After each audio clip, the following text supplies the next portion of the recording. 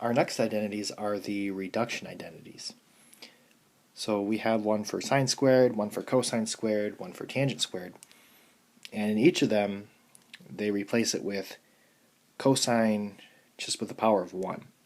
There is a 2 theta on the inside, but we've gotten rid of the exponent. So sometimes in calculus, having everything be the first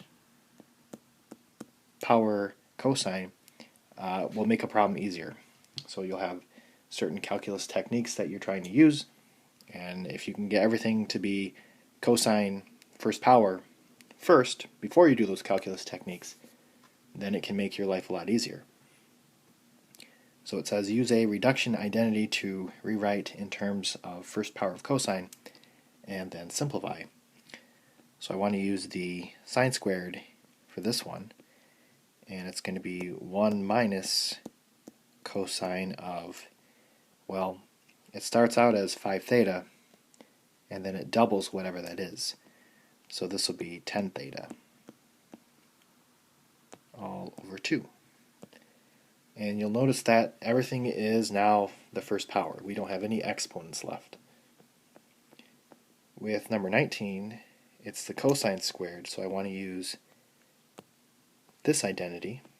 And the 18 I'm just going to put on the outside. I'm not going to really involve it. And we have 1 plus cosine. Again, if it starts out as theta, it's going to be 2 theta.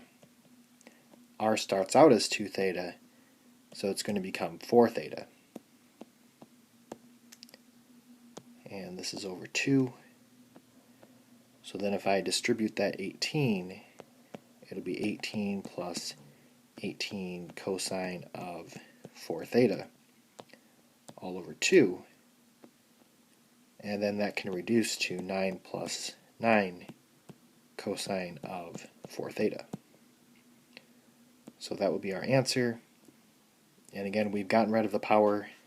Everything is cosine to the first power. Even though our inside has a coefficient in front of theta, we've gotten rid of the exponent.